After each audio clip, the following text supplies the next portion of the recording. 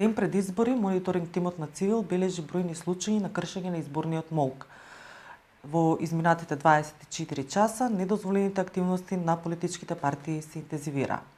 Техничкиот министер за внатрешни работи, Наќе Чулев, и за време на изборен молк води политичка кампања на социјалната мрежа Facebook. Во текот на вчерашниот ден, јавноста беше запознаена и со неколку случаи на приведување, односно повикување на информативен разговор на неколку јавни личности поради кршење на изборниот молк, а поврзано со фамозниот пост да се пречкрата северна на гласачкото ливче. Но исти и слични објави од спротивставената политичка партија не беа предмет на ваква полициска обработка. Во предизборниот период се забележува зголемена активност на одредени интернет портали, чии што содржини се наметнети исклучиво за ширење лажни вести и дезинформации, со намера да се создаде искривена представа за одредени политички структури пред јавноста.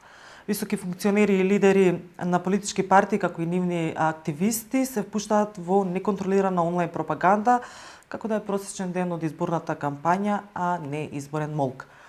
И во вториот изборен ден од изборниот молк, речиси сите политички партии продолжуваат да го кршат со тоа што на Facebook се уште им течат спонзорирани видеа со пропаганден материјал.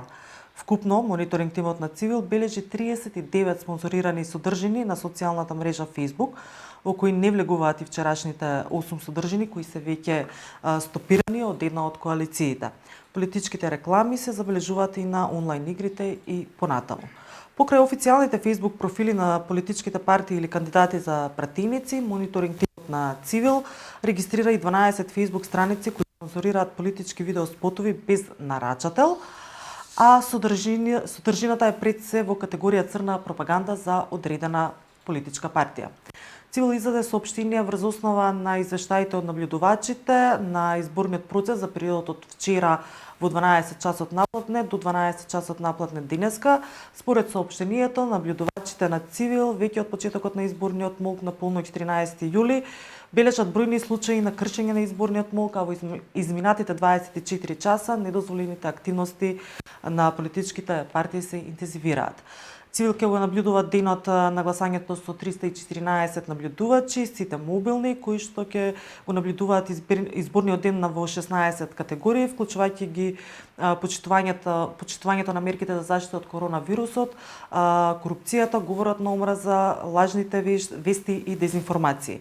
На изборниот ден Цивил ќе одржи 6 пресконференции и една панел дискусија. Првата пресконференција ќе започне во 8 часот наутро, а следните се во 10, 18 и 22 часот, пошто ќе следи панел дискусијата. Пресцентарот на Цивил на 15 јули ќе биде во хотел Парк Аеродром. Организацијата ќе обезбеди бесплатен превоз за сите новинарски екипи до хотелот. И едно подсетување, во изминатиот период Цивил преку иницијативата Гласај Вото одговори на прашањето зошто е важно да се гласа. За повеќе информации за изборниот ден дознајте повеќе на voto.civil.org.mk.